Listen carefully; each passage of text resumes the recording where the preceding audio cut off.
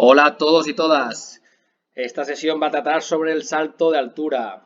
Vamos a ver la historia del salto de altura, la evolución técnica, los fundamentos técnicos del estilo actual y la metodología para la enseñanza de esta especialidad. Comenzamos con las instalaciones. Como podemos ver en la fotografía de la parte inferior, vemos que generalmente la instalación del salto de altura se dispone en la curva. Al tener una carrera recta y parte curvilínea, no disponemos solo de un pasillo como en el resto de saltos, disponemos de un área mucho más abierta. ¿Sí? En la fotografía parte superior vemos la instalación en sí, que es la colchoneta, los saltómetros y el listón. Pasamos al reglamento. ¿Qué nos dice el reglamento? Pues la batida debe ser con un pie. Recuerdo que el salto de altura es un concurso abierto. No sabemos el número de intentos o es indeterminado el número de intentos que vamos a realizar. Depende de los nulos. Cuando el atleta realiza 3 nulos consecutivos, el atleta queda eliminado. ¿Qué se considera nulo? Nulo se considera derribar el listón, pasar por debajo del listón o exceder el tiempo reglamentario para el salto. Normalmente en competiciones a partir de 3 atletas el tiempo reglamentario, el tiempo máximo, es 1 minuto.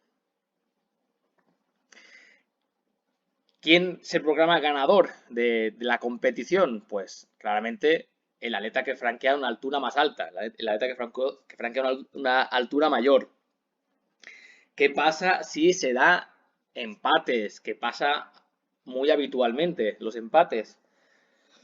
Pues tenemos una serie de criterios para el desempate. El primero sería, o sea, si tenemos dos atletas, tanto sea por en primera posición como cualquier otra posición, sería el que haya realizado menos nulos a la altura, a la última altura franqueada, ¿sí? Este atleta, el que haya realizado un menor número de nulos, pasará a la posición más adelante. ¿Qué pasa si continúa este empate? Pues que se contabilizará todos los nulos durante toda la competición y el atleta que tenga menos nulos queda la posición más adelante, más arriba. ¿Qué pasa si continúa aún este empate? Si tenemos igual número de intentos en la última altura, igual número de nulos en toda la competición.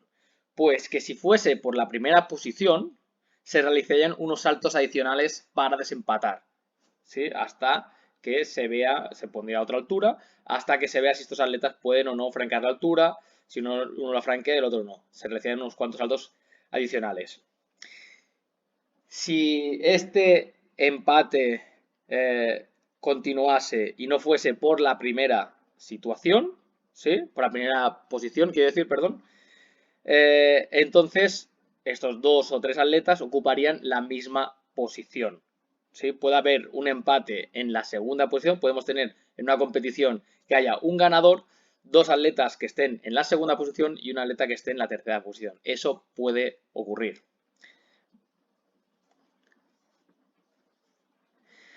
Vamos a un caso.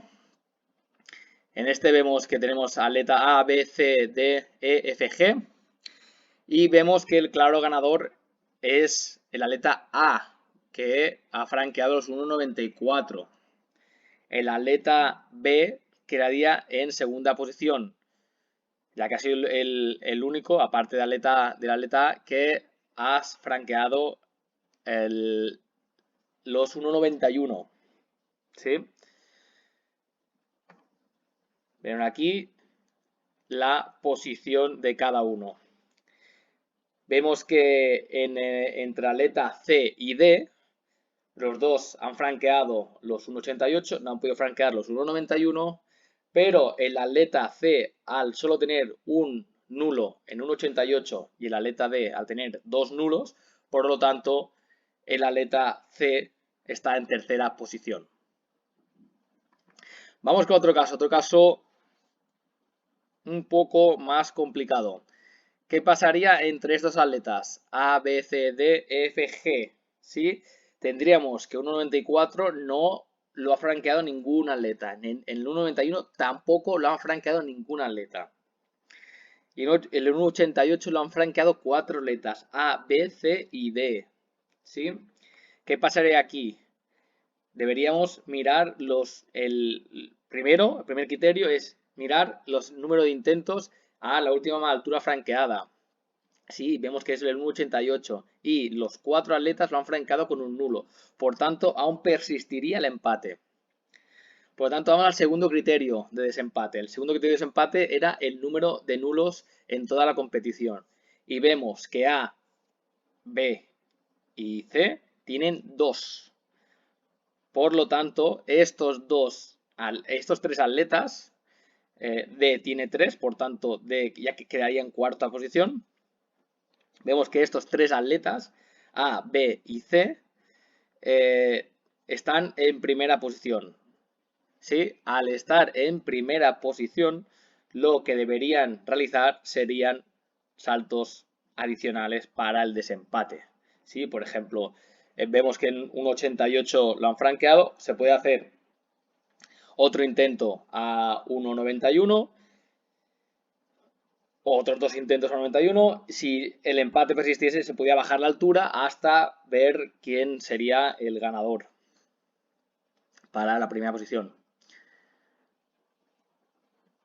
Continuamos, evolución del récord en hombres. Aquí tenemos de los últimos 60 años. Y destacar que el recordman mundial Javier Sotomayor con 2,45 en el 93. Fue en un meeting en Salamanca. ¿Qué más? Muchos años ya vigente este récord. Casi 30 años ya. Lo mismo pasa en mujeres, aún llevan más. Aquí veríamos la evolución en hombres, cómo ha ido evolucionando, a través también de la evolución de la técnica, como veremos más adelante. Pasamos a mujeres. Récord de mujeres 2,09 en el 87. También lleva muchos años vigente, 33 años este récord de Kostadinova. Y vemos su evolución.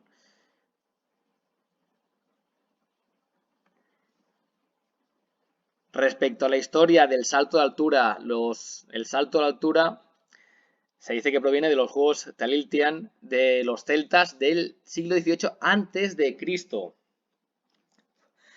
En el programa de los Juegos Olímpicos se introdujo en los hombres en los primeros Juegos Olímpicos en 1896 y en mujeres se introdujo posteriormente, más tarde, los Juegos Olímpicos de Ámsterdam en 1928. Destacar que en las primeras ediciones de los Juegos Olímpicos había la modalidad de parado y la modalidad de carrera, bueno, en parado y con carrera. Pasaremos a la evolución técnica.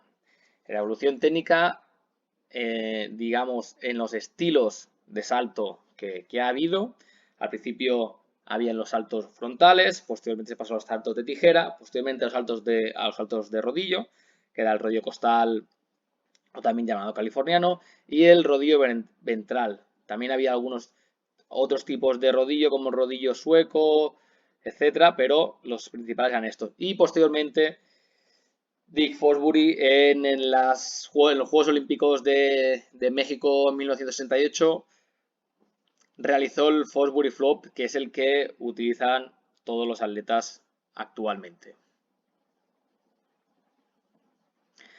Aquí, salto frontal, 2 pies. Ya así únicamente salto frontal ya se franqueaban en alturas muy considerables, llegando casi los 2 metros.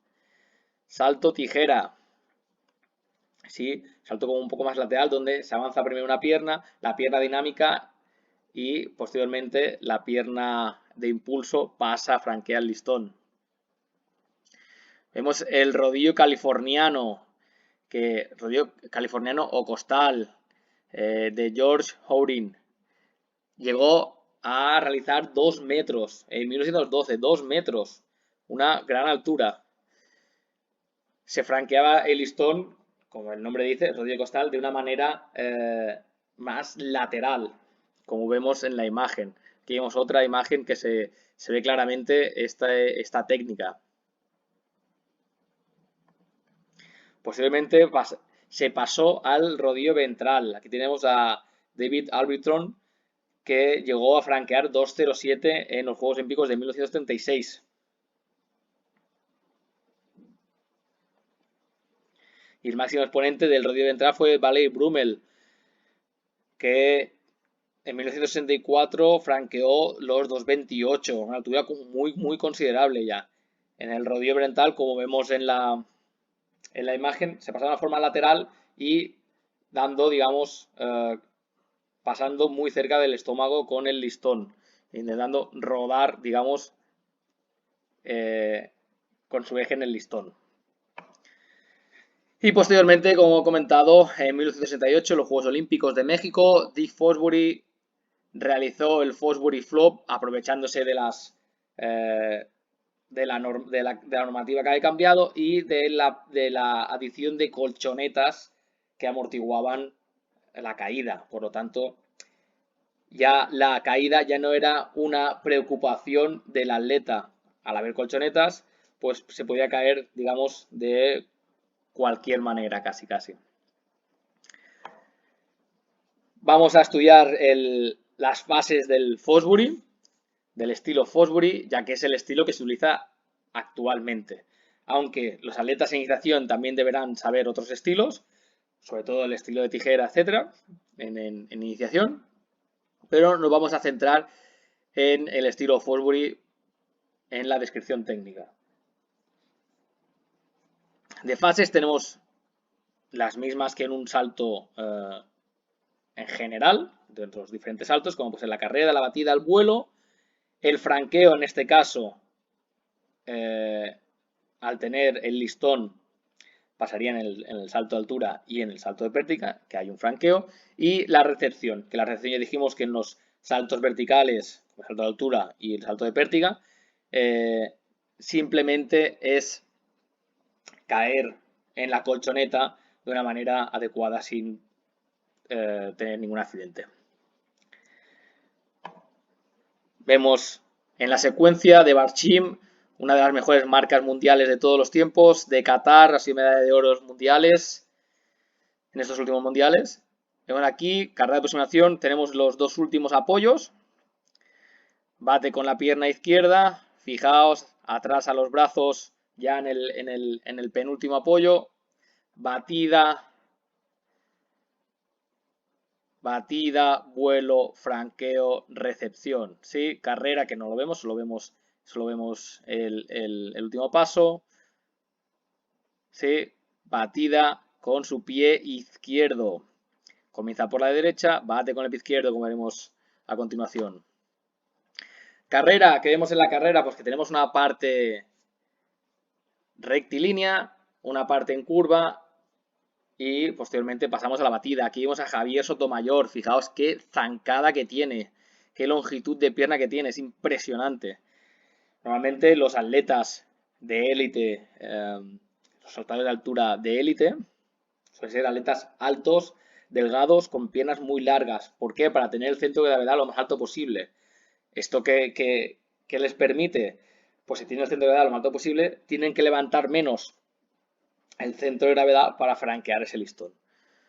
Entonces, tenemos algún caso particular que ya comentaremos posteriormente. Como he dicho, carreras, están los pasos preliminares, la recta y los pasos en curva. Normalmente son 5 pasos en curva. Los 5 últimos apoyos son en curva. Carreras de los diestros la realizan desde la derecha del listón. Ya hablamos de pierna dinámica, pierna dinámica, pierna fuerte, ¿sí? Pierna hábil, pierna fuerte. La pierna fuerte, normalmente para los diestros, será la izquierda. Digo normalmente porque hay excepciones. ¿Sí? Será importante identificar cuál es la pierna fuerte en iniciación. Estamos hablando de la técnica Fosbury. En tijera se da digamos, lo mismo, la pierna de batida. En el estilo tijera será lo mismo la pierna de batida, pero la carrera será diferente. O sea, tenemos que tener en cuenta también estos aspectos. Objetivo, ¿cuál es el objetivo de la carrera? Pues obtener la máxima velocidad horizontal, pero máxima, no velocidad máxima, sino velocidad máxima óptima. ¿Óptima para qué? Para tener para que podamos batir verticalmente, que no sea únicamente correr. Esta velocidad máxima óptima se debe realizar una parte en curva y hemos de tener en cuenta eso. Para atletas de élite aproximadamente son los 8 metros segundo, en atletas hombres élite. También el objetivo de la carrera es conseguir una posición favorable para la batida. Que no esté, o sea, que esté a la distancia óptima del listón, de la colchoneta, el saltómetro, etc. El número de zancadas oscila entre 6 y 13, dependiendo del atleta, de la velocidad, del nivel, experiencia, etc. Como he dicho antes, los últimos 5 apoyos son en curva y la inclinación del cuerpo es hacia el interior de la curva para contrarrestar esa fuerza centrífuga. Hay un aumento de frecuencia y un descenso del centro de gravedad en los últimos apoyos. Y en estos últimos apoyos, como hemos visto en la secuencia de Barshim, los brazos, sobre todo en el último apoyo, en los dos últimos apoyos, perdón, los brazos se colocan detrás. ¿Para qué? Porque estos brazos van a ir hacia arriba. Cogemos, digamos, recorrido de los brazos para que ayuden en la impulsión. Cogemos aquí, posición de los brazos, penúltimo apoyo y último apoyo. Este será el apoyo de batida. Los brazos se colocan atrás, se baja ligeramente el centro de gravedad para realizar la batida lo más potente posible. Carrera, vemos que tenemos como he dicho, el radio de la curva, ¿sí? Esa curva en principiantes debería ser aproximadamente de entre 3 y 7 metros, el radio de la curva, ¿eh? En jóvenes sería de 6 a 10 y en saltos adultos es de 12. Saltos adultos comenzarían mucho más lejos, una carrera mucho más larga, el radio de la curva mucho más grande. La distancia de batida frontal con el listón, en relación al listón, en principiantes de medio metro a 70 centímetros, en jóvenes de 60 a 90 centímetros y en saltos adultos de 0,7 a 1,1 metros, ¿sí? Todo esto dependerá de la técnica que se utilice, sobre todo en saltadores adultos. Si se utiliza una técnica donde se aprovecha más la velocidad horizontal, deberán realizar la batida más lejos en relación al listón y se realizan una técnica más de potencia, de saltadores fuertes, se pondrán donde el componente vertical tiene más importancia, pues se pondrán más cerca del listón. En cuanto a las comparaciones de las velocidades horizontales de los diferentes saltos, vemos que en el salto de altura es el salto que la velocidad horizontal es más baja, ya que el componente vertical es más importante. También es el que tiene la correlación de velocidad horizontal con rendimiento más baja. En pértiga, sí que aquí en este autor nos dice que son de los 10,2 metros por segundo. En otros estudios, los últimos campeonatos del mundo, suele estar entre los 9 y algo. 9,4, 9,2 en los últimos campeonatos del mundo. Como vemos en el salto de longitud, es el que la velocidad horizontal en la carrera de aproximación es más alta.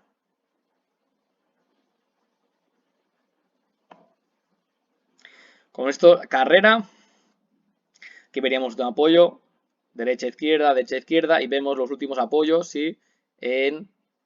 Izquierda, derecha, izquierda, los últimos apoyos en curva. ¿Sí? La distancia entre el listón y el pie de batida, como hemos dicho antes, en atletas élite, en atletas expertos ya, según la técnica que utilicen rondará entre los 70 centímetros y los 110 centímetros, dependiendo de esa técnica, si es más de saltadores rápidos o si es más de saltadores fuertes.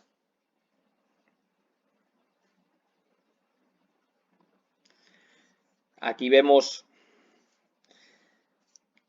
lo mismo, carrera rectilínea, carrera curvilínea y vemos las distancias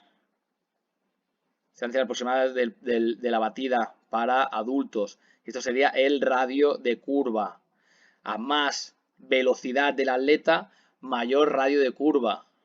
¿Sí? Cuando nuestros atletas, que son jóvenes, van creciendo, van aumentando esa velocidad horizontal, ¿sí? Esa velocidad de desplazamiento, deberemos aumentar este radio de curva. Y si, por ejemplo, comenzaban a 3 metros de lo que es el saltómetro, pues a medida que vayan creciendo, vayan aumentando esa velocidad, iremos aumentando esa velocidad, esa distancia entre A y B.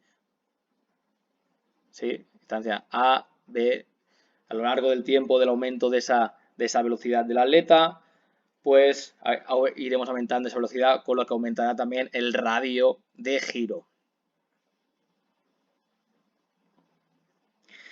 Vamos a la batida, la fase fundamental del salto de altura. Ponemos aquí, fase decisiva. ¿Cuál será el objetivo de la batida? Pues transformar este velocidad horizontal que hemos conseguido en la carrera para transformarlo en vertical. Componente horizontal, transformarlo en vertical, muy importante. El cuerpo al final de la batida está perpendicular al suelo. Vemos que en la curva se produce una inclinación, como he dicho, una inclinación de todo el cuerpo hacia el interior. En el último apoyo, el cuerpo comenzará, digamos, en inclinación, pero al final de la batida, el cuerpo debe estar totalmente perpendicular al suelo, ¿sí? O sea, en la batida se recupera esa perpendicularidad. Se realizará paralela al listón. Posteriormente, ya en la fase de vuelo, ya habrá el giro, pero se realizará paralela al listón. Y el pie de batida se coloca en el suelo con un ángulo de 15-20 respecto al listón en el eje longitudinal. Esto se da aproximadamente. Como vemos aquí, el cuerpo perpendicular al suelo al final de la batida. Comenzamos la batida, vemos aquí en la segunda imagen. Aquí vemos el desplazamiento del centro de gravedad en el momento de la batida. Este es el último apoyo. Centro de gravedad abajo. Y aquí se eleva. Cuanto más alto sea el atleta, más alto tendrá el centro de gravedad, menos distancia del centro de gravedad con el listón tendrá. Por eso es importante que los atletas sean altos. Sean altos y tendrán el centro de gravedad alto, es decir, piernas largas. Y aquí vemos el eje longitudinal del atleta, cómo se desplaza en el momento de la batida. Entra con una inclinación de todo el cuerpo hacia el interior de la curva y en el momento de la batida se dispone en la perpendicular. La pronación del pie, cuando el pie en la batida impacta en el suelo, cuando contacta en el suelo, fijaos que muchas veces hemos dicho acción de zarpazo, aquí la acción de zarpazo, aquí toca el talón, porque en el salto de longitud, por ejemplo, en el triple salto se produce una acción de zarpazo y en este hay un contacto con el talón. Pues básicamente es porque aquí el salto, lo que nos interesa es un salto vertical, ¿sí? Entonces, al ser un salto vertical, tengo que contactar más tiempo el pie en el suelo para intentar aprovechar ese componente horizontal de la carrera en un componente vertical. Al tener que saltar, el tener que franquear el listón, el componente vertical es muy importante. Por lo tanto, tengo que transformar eso y necesito más tiempo de contacto. Vemos la pronación, vemos la pierna como entra en inclinación y posteriormente en el despegue, ¿vale? En el último contacto, en la batida, la pierna ya está recta porque ya se ha conseguido la perpendicularidad. Vamos a ver esta pronación a cámara lenta.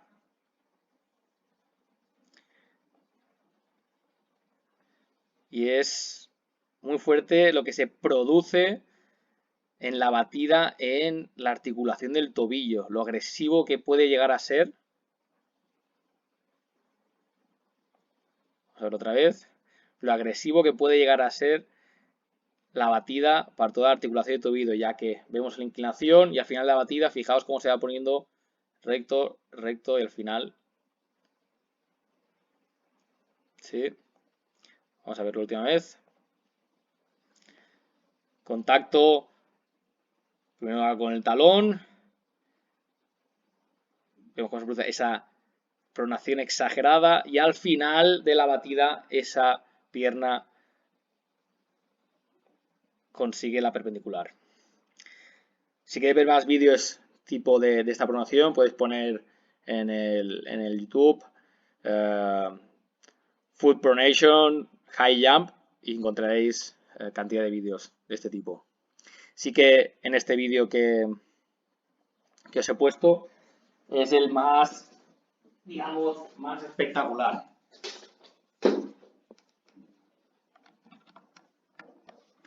Continuamos. En la batida, ¿qué se ve? Se ve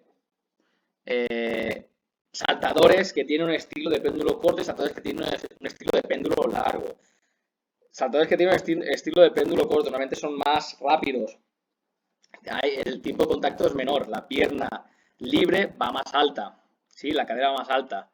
Y los saltadores que realizan un péndulo largo, como puede ser Javier Sotomayor, el recordman de hombres, la cadera va más baja, flexiona más la pierna, son saltadores más fuertes, etc.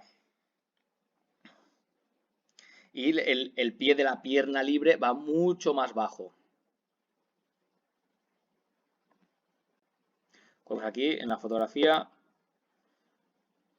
extraídas del libro de Joan Riusan, muy buen libro para el estudio de metodología y técnicas del atletismo.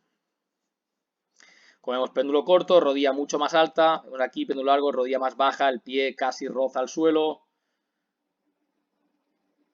En el péndulo largo, y son estilos bastante diferentes en cuanto a las características del saltador. Seguimos. El vuelo. ¿Qué se produce en el vuelo? En el vuelo el tronco va girando a medida que va subiendo, que va ascendiendo. Gracias también a la pierna libre, como vemos aquí. Esa pierna libre que tiene y la pierna libre de los brazos que también ayudan en esa impulsión. La pierna de batida irá a buscar la pierna de impulso. La cabeza y el hombro más próximo al listón es lo que se aproxima antes al listón. Y como he dicho, la pierna de batida flexionándose se encontrará con la pierna libre y se elevará alejadas del listón. Pasamos al franqueo, como vemos aquí a Blanka Blasic. ¿Qué pasará en el franqueo? Pues en el franqueo primero pasan los brazos en el estilo Fosbury. Primero pasan los brazos, después pasan brazos, cabeza y tronco. Es lo primero que pasa. Hay saltadores que adelantan primero un hombro, otros no, otros lo pasan más paralelo los hombros, bueno, que decir más pendicular, perdón. Y procedimos este arqueo que se produce. Es muy importante este arqueo, entrenar este arqueo en fases tempranas, porque este arqueo les va a dar a los saltadores una técnica de franqueo mejor y podrán ser más eficaces en el salto. Las piernas juntas van y flexionadas, y cuando ya se ha pasado las caderas, cuando sobre las caderas sobrepasa el listón, esta flexión de piernas se deshace, se produce una extensión de piernas y se deshace este arqueo.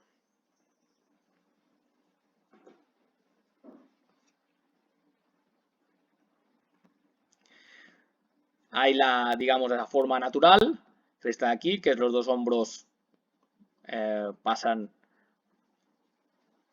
digamos, el tronco pasa perpendicular, y hay la forma que es avanzando un hombro.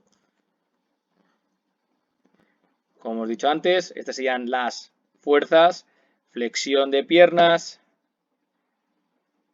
lo de abajo, la cadera haría fuerza en vertical, y al pasar las caderas se deshace esta flexión de piernas, se extiende las piernas y ya la cadera va hacia abajo.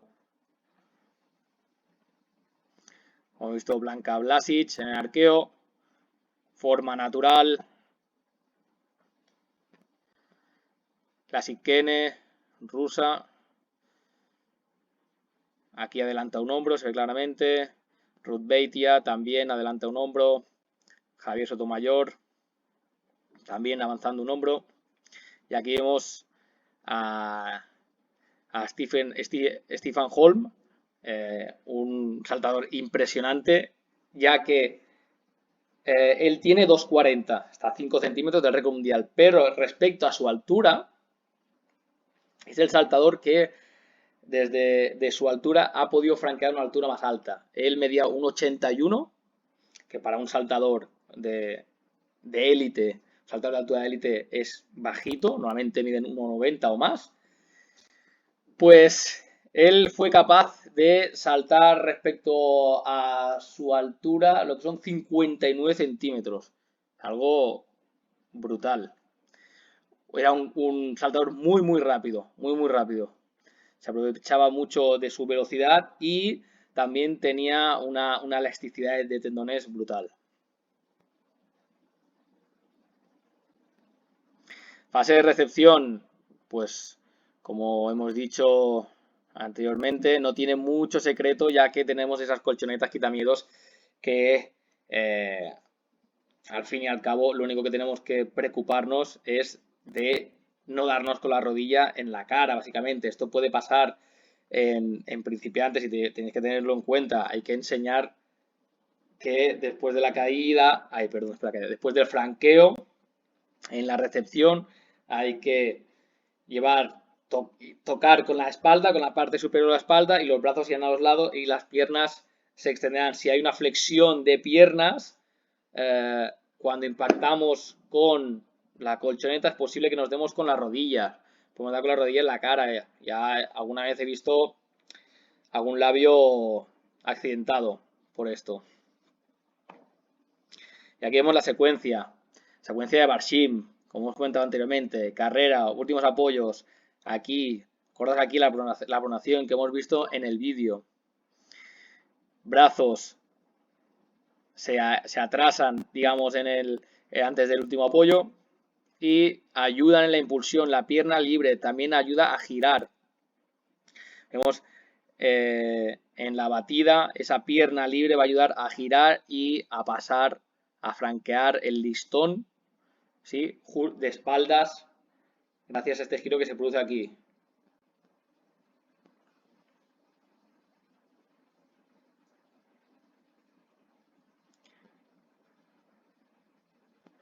Errores comunes que serán el ritmo de carrera. Muchas veces, sobre todo en atletas principiantes, esa falta de ritmo hace que se llegue demasiado rápido, demasiado lento. Falta ese ritmo. Carreras demasiado largas o demasiado cortas. Normalmente se ven carreras demasiado largas en principiantes, que les sobra paso. A veces en principiantes con 3 pasos, 4 pasos ya tienen suficiente. Cuando ya es algo más avanzado, ese talonamiento, esas referencias que nos ponemos, que me has dicho, que afectará al ritmo, afectará a la velocidad, etcétera. Frenarse en los últimos apoyos. No nos hemos de frenar nunca. Se ha de intentar mantener esa velocidad en los últimos apoyos o aumentarla. La batida, realizarla de espalda al listón. Eso pasa en principiantes que ya se giran prematuramente. No, el giro vendrá en la fase de vuelo gracias a la acción de la pierna libre de los brazos. También perder la alineación al final de la batida. Precipitarse al listón. Esto pasa mucho por las colchonetas que hay también, etcétera, que básicamente se tiran al listón. El listón se tiene que franquear, no se tiene que ir a por el listón, no tiene que precipitarse al listón. El listón se tiene que franquear. Entonces, a veces es mejor comenzar con el estilo tijera y con colchonetas algo más pequeñitas para no precipitarse al listón y realizar una batida vertical. ¿Qué más? El arquearse en franqueo, muy importante. Esto nos va a dar la técnica de franqueo y va a ser que seamos atletas más eficaces. Otro error común es la falta de coordinación de arqueo recogida de piernas. A veces podemos tocar el listón con las piernas por no haberlas recogido a tiempo. Y también otro error a destacar es pasar oblicuamente el cuerpo sobre el listón, que vendría a ser a hacerlo de forma como diagonal en vez de hacerlo de forma perpendicular al listón. Es importante, como he dicho anteriormente, al precipitarse al listón, realizar en edades tempranas, realizar saltos, en vez de saltos, enseñar el Fosbury Flop, enseñar el estilo de tijera con colchoneta pequeña, que no sean colchonetas tan grandes. ¿Por qué? Porque de esta manera vamos a incentivar la batida vertical y vamos a eliminar el error de precipitarse al listón. Eficacia del salto, como he dicho antes, esto viene muy a relación con el franqueo, con el arqueo en el franqueo. Digamos que la técnica de franqueo va a venir mucho condicionada por esa movilidad de toda la columna piernas, a ese todo rango de movimiento que podemos hacer. Y de la coordinación también del saltador. ¿Qué vemos en la imagen? Vemos que tenemos H2, H3, ¿sí? H2 corresponde a la máxima altura del centro de gravedad. Y H3, digamos, es la diferencia entre H2, que es la máxima altura, y el listón. Un buen atleta que haga una buena técnica de franqueo, un atleta técnico que haga una buena técnica de franqueo, esta H3 será baja. Y un atleta que sea poco eficaz, que sea poco técnico, esa H3 será alta. ¿Sí? Debemos intentar que esa H3 sea lo mínimo posible con el entrenamiento de la técnica de franqueo, con ganancia de movilidad, etc. Como hemos visto en la imagen, Stefan Holm era un saltador muy técnico, tenía una gran movilidad, gran rango de movimiento y eso le permitía también ser muy eficaz en este aspecto.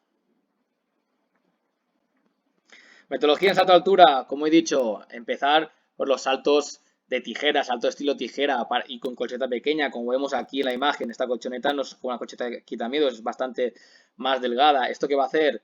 Pues va a hacer que batamos, que la batida sea más vertical y que no nos precipitemos al listón. Como vemos aquí, tenemos estos corredores que tienen esta parte de carrera recta y esta parte de carrera curvilínea. Quizás está demasiado para mí, para mi gusto, pero esto ya es discutible. Algo larga esta carrera. Normalmente con menos ya tienen suficiente, con menos carrera. Salir por aquí ya tendrían suficiente para realizar esa carrera curvilínea y luego esa batida.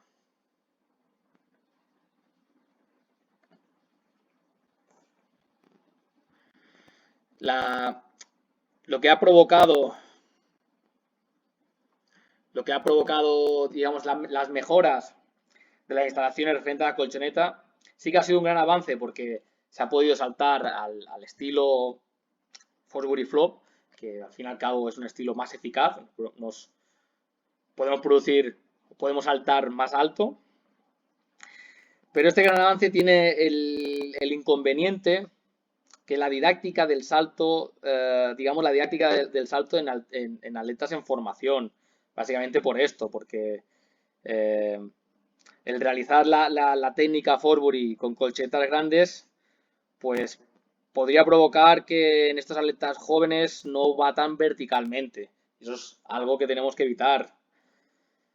En categorías menores es recomendable enseñar a saltar en tijera para esto, para técnica, para batir verticalmente y sin lanzarse contra el listón.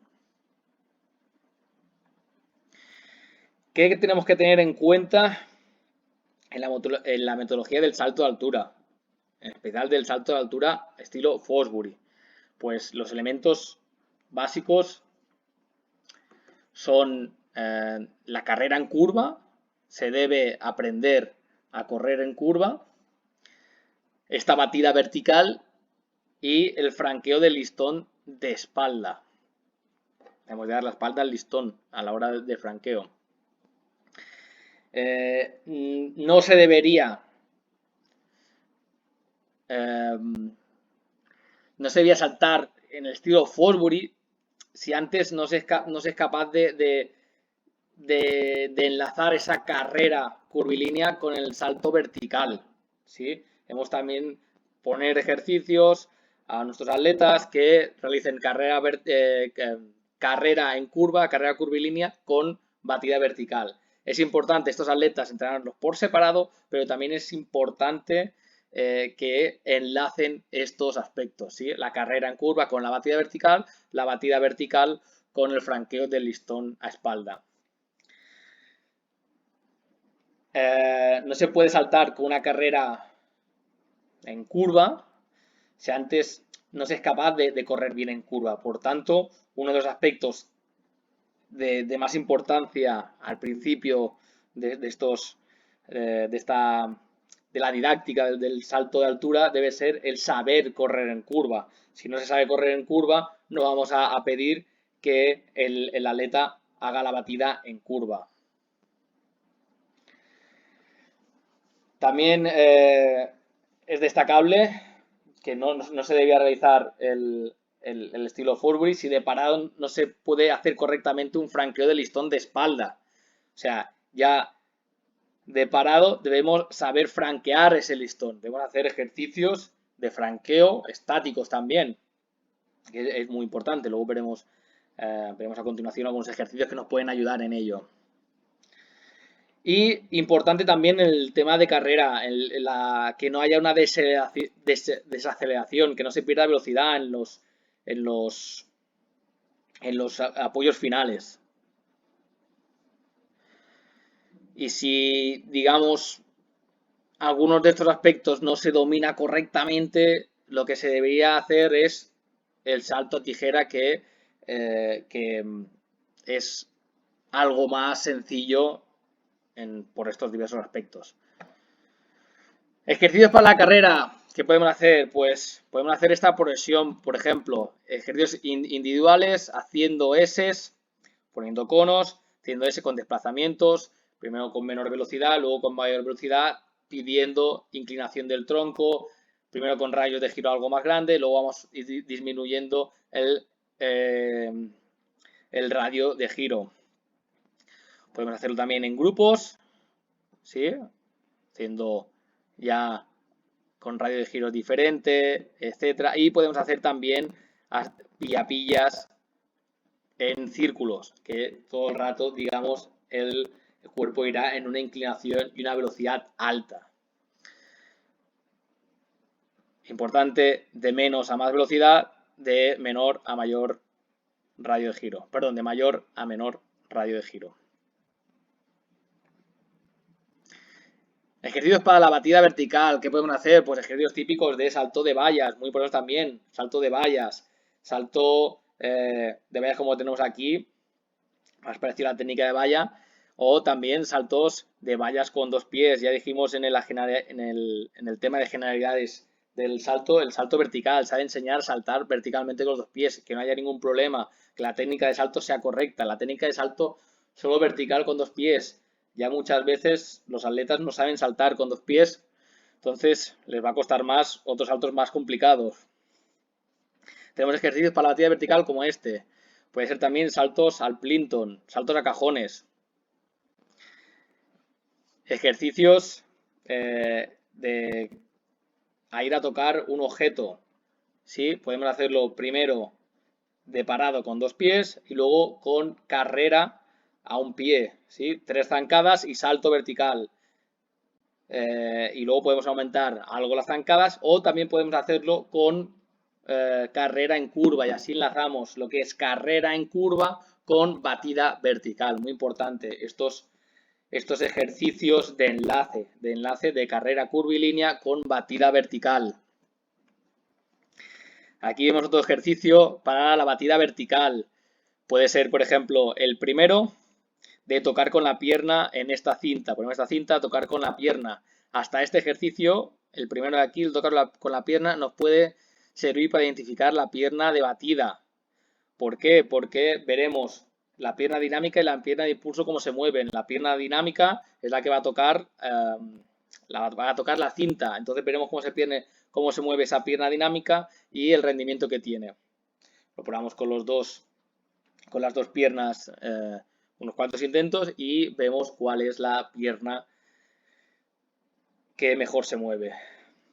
También puede ser con cabeza, tocando con la cabeza en la cinta o con las manos. Y aquí también podemos hacer una progresión de estos ejercicios. Podemos hacerlo estáticos y posteriormente con pasos y posteriormente con una carrera curvilínea y luego la batida vertical.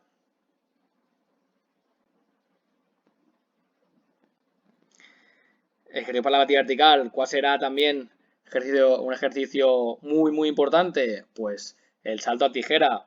Primero lo hacemos estático, posteriormente dinámico y luego, pues como hemos visto en las fotografías en esta de aquí, carrera recta, carrera curvilínea y posteriormente salto de tijera. Puede ser un gran ejercicio para la asimilación de la batida vertical y para el enlace de carrera curvilínea con batida vertical. Ejercicios para franqueo, pues tenemos aquí esa progresión. Desde encima de la colchoneta, tirarnos el franqueo. Un mínimo salto aquí. Casi nada, que se produzca un arqueo y se impacte en la colchoneta con la parte superior de la espalda. Aquí vemos en la segunda fotografía con salto. Un salto ya de mayor tamaño, más altura, y lo mismo, impacto en la colchoneta con la parte superior de la espalda, las rodillas que no vayan flexionadas a la cara y los brazos a los lados. Y por último, sería un salto ya de mayor altura, desde el suelo, franqueando alguna altura, ponemos una cinta pequeña que no sea de una gran altura, pero poco a poco lo podemos ir subiendo y lo mismo, pedimos que se produzca el arqueo y que la caída a la recepción sea con la parte superior de la espalda.